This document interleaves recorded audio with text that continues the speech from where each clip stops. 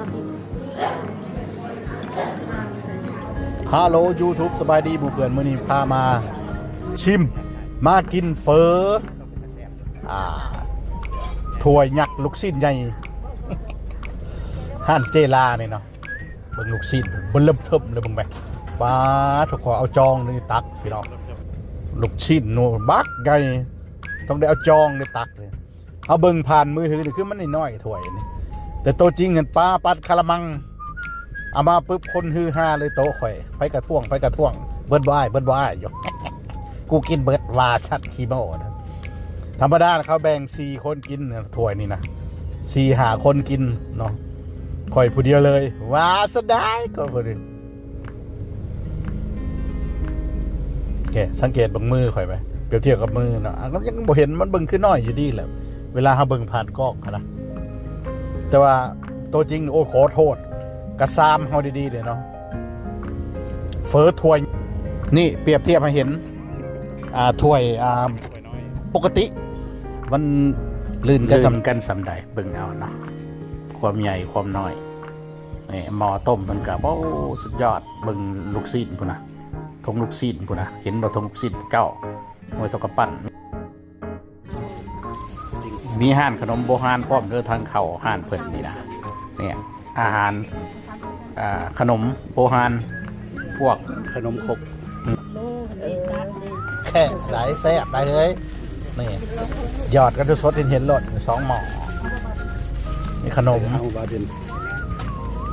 ใครอยากกินขนมโบหองโบราณกับไม่ได้ทั้งหน้าข่าวห้านเพิ่นนะมันจะมีซอยเข้ามาเนาะห้านเพิ่นก็จะหายากหน่อยนึงเนาะ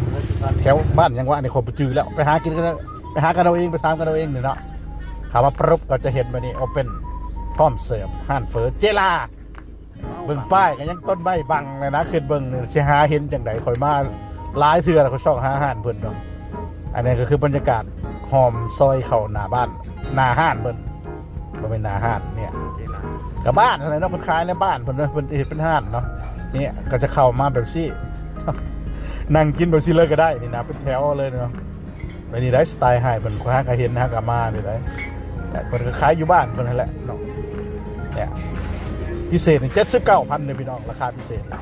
79,000 เป็นยังบ่ใส่80โลดเพิ่น20-25,000ก็ว่ากันไปส่วนน้อยส่วนใหญ่ส่วนกลางเนาะแต่ก็สิแดกแม่งมันถ้วยพิเศษ 79,000 โลดมาทั้งทีเฮาก็ต้องกินถ้วยยื้อกินถ้วยยักษ์ลูกชิ้นใหญ่เลยว้าน้ำบักคนเรานี่บรรยากาศห้านให้เบิ่งห้านบ่ใหญ่บ่โตแต่ว่าป้าคนแน่นเอียดเนาะนี่เขาอยากให้เปรียบเทียบให้เบิ่งนี่ได้มันก็คือน้อยนะเบิ่งผ่านโทรศัพท์นี่นะของประจักษ์แมวสีวาคือกันพี่น้องเลยนี่เอ้าเบิ่งแขนข่อยนี่เปรียบเทียบเบิ่งแขนข่อยนี่แขนข่อยใหญ่สำหรับขึ้นเอาเท่านั้นแหละเนาะเบิ่งถ้วยนะกระซามดีๆแล้วมันเป็นถ้วยถ้วยยักษ์ลูกชิ้นใหญ่นี่มึงเนี่ยขอเอาจองตักอย่างวะได้เอาจองตักอะไรนี่มันเป็นบ่วงเลยพี่น้องสิ้นเน้นๆงัวสิ้นงัวเน้นๆเนื้อเน้นๆสำหรับสายเนื้อสายสิ้นคือคอยนี่มันถึกใจแหละมีสิ้นเปื่อยมีหนวดปลาหมึกเนาะมีมะเขือมะเขือเทศซอยลงไปพร้อมกิน 3-4 คนจังเบิดพี่น้องป้าเถอะแบ่งให้นาบ่าวแบ่งให้ร้านทรายเลยนี่แซ่บแตกจากปลาหมึกกับซีบบ่เห็นสัตว์เจมาได้หรอก